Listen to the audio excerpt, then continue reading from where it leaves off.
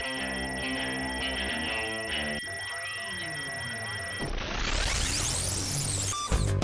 what's up, everybody? Welcome to Comic Book Club. I'm Alex. I'm Justin. I'm Pete. And we have three awesome comic books to talk to you guys about today. We're going to talk about Final Crisis Legion of Three Worlds, #4, Sherlock Holmes, #1, and A Dark Reign, The Cabal, #1. So let's kick it off with Final Crisis Legion of Three Worlds, #4. There are going to be spoilers here, you guys, so if you haven't read them by now, sorry about that. But this issue made me squeal with delight. And if you've ever heard that noise, it's horrifying. Yeah, it's pretty awful. Superboy's back. Connor Kent is back. Yeah. This is great. I think it's crazy how these characters were killed literally earlier this year, practically, it seemed like last year.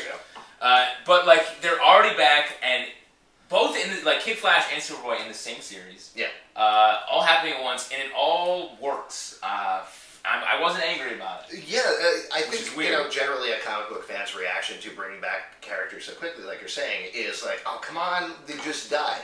Yeah. But here, both Bart Allen and Connor Kent should not have been killed. Yeah. So it's satisfying to have them back. I think in terms of how they're brought back, Bart Allen's explanation is pretty convoluted, and I was like, yeah, captured I don't his care. childlike soul. Yeah, that was over the top.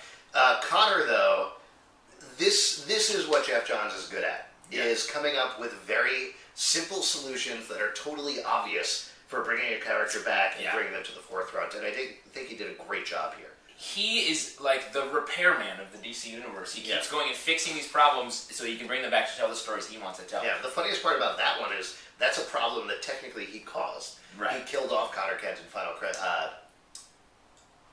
Whichever crisis. What crisis is that? Infinite Crisis. Infinite Crisis, thank you. And yet everyone lets him get away with it because he's the Jesus of the DC universe. Besides that, I think the series, while very convoluted and like, I don't know how many people reading this know all the characters and like know their names. That's the problem I had. There's too much going on. It's all over the place. I didn't pick this up because I'm like, Final Crisis. Is that still going on? What's going on? It seems too old topic, and I was like, man, no thanks. I wasn't blown away. I was like, oh yeah, he killed someone, then brought him back. All right. See, but what do you guys think about the last page reveal, though? You're a Legion fan, finally showing who the Time Trapper is after 50 years. Yeah, that's it. It's a bigger reveal than I think most people know because most people don't read old Legion. Yeah, I didn't know. Yeah, but I think that's fine. Having a character with a secret identity for that long, like, just let's do it. Why be so coy about it? Let's keep it a secret. Right, you have to do one or the other, and it's nice to finally do it and see it and move it forward. And I love the three Brainiacs interacting with each other. Really smartly done, very funny. And I like this series a lot. I love the Legion, so last little thing to talk about. For those of you who haven't read about this, Jeff Johns has been teasing this for a while. He's going to be writing adventure comics, which is going to have two stories running at the same time.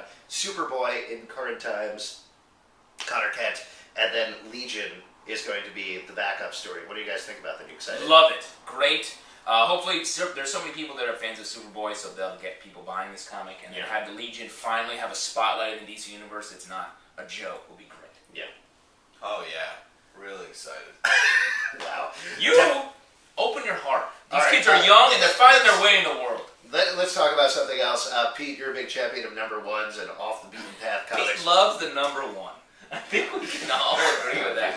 Sherlock Holmes, #1. Here's how I was sold on this comic. The title of this comic is The Trial of Sherlock Holmes. Yeah. I think just right there, that's totally cool. That sucks you in. That tells you exactly what this arc is going to be about. Yeah. And then the only question for me is it going to feel like Arthur Conan Doyle? Is it going to feel like Sherlock Holmes? And I think it does. I definitely think it's a great start. What sold me was it's Sherlock Holmes, and I'm a big fan of that kind of stuff. So you love Sherlock Holmes? Yes.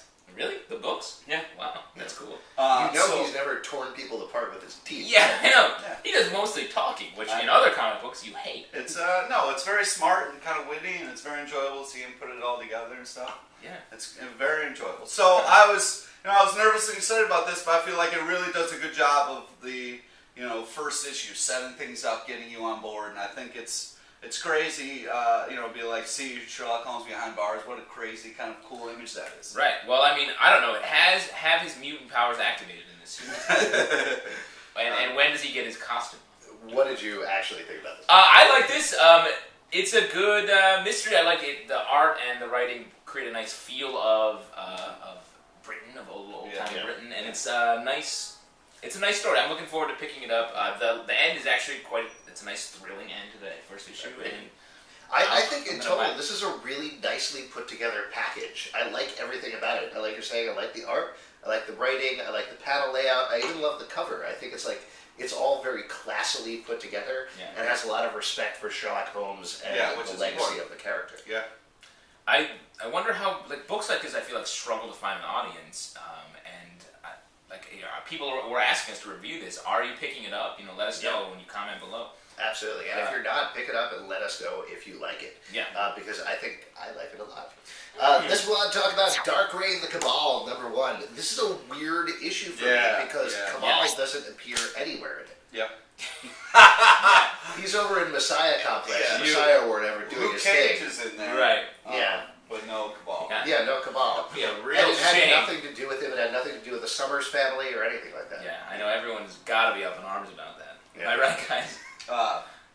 This was upsetting because it was a bunch of little stories, and I felt like the first one was awesome, and then everything after that felt was not as good. And that's the problem I have with comics that kind of break it up into shorter kind of stories. Is if some are good or some are bad, you kind of get bored with it early. So I felt like the art was awesome, and that was great. Doom was fantastic in it. I agree with you. The first story was so good. Yeah. There's this line, Doom of the Future is talking with Namor after they wreck shit. Yeah. And Namor's like, and what of the women? And Doom says, they are where they belong. And the next panel is a panel of Doom's throne with two women, Loki and the White Queen, chained up wearing Princess Leia, slave Leia outfits. Yeah. It's wow! Damn!